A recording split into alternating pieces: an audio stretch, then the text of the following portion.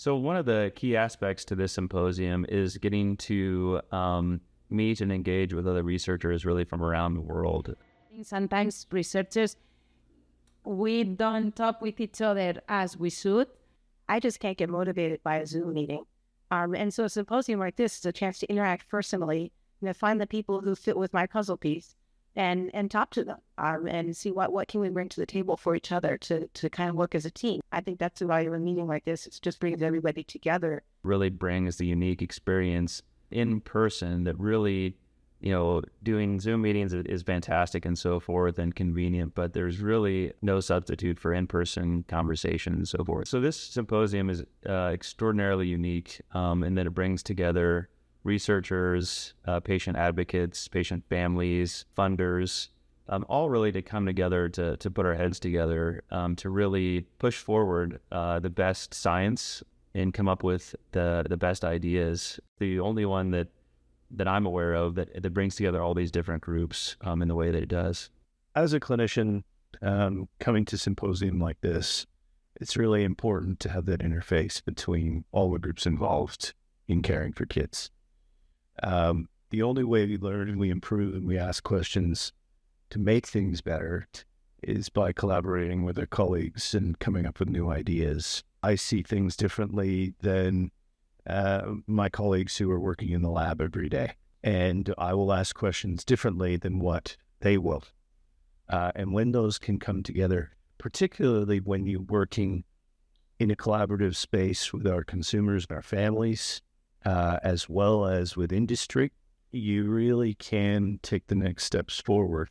Just happened to sit down next to a couple, and we're having a great chat. And she's telling me about how her husband has DIPG, a very rare case because it's primarily found in children. It just makes you reflect on like the fragility of life and to not take things for granted. And again, you realize why you do what you do. And I think that's important to always just be grounded in that fact, is that you have to have the patience first and foremost in your mind. I still remember the first time we did the symposium. I had my laptop up and I had the Webster Dictionary open on my phone because half the stuff they were saying, those scientists, I'm like, I couldn't understand it. But it was just neat to see the interaction of that. It's very isolating as a patient when you just have your one doctor that you work with and it feels like you're all alone. There's this isolation involved in it. And then you come here and you realize there is such a broader network of radiation oncologists, biologists. No, 日本の学会はそのドクター、ナース、薬剤師で私みたいな作業療法士、理学療法士、要はその医療従事者だけなの学会っていうと、ファミリーがそこに行くっていうことはほとんどないよね。だからそれを日本でやったらすごいな。Everybody is the same. There's no judgments. There's no boundary to go to someone, talk to someone. So it's really nice environment. It's really, I think we all understand each other in a way where we are, what we've been through or have to go through. I'm even more excited to go home and fundraise and be like, I've met the researchers, I've met the doctors, I've heard the things. I think the magic that happens at a symposium is the collaboration that you see, and it is really remarkable. The outcomes happen when you bring the right people together in the right room. Change only happens when good people come together with a shared vision and no agenda.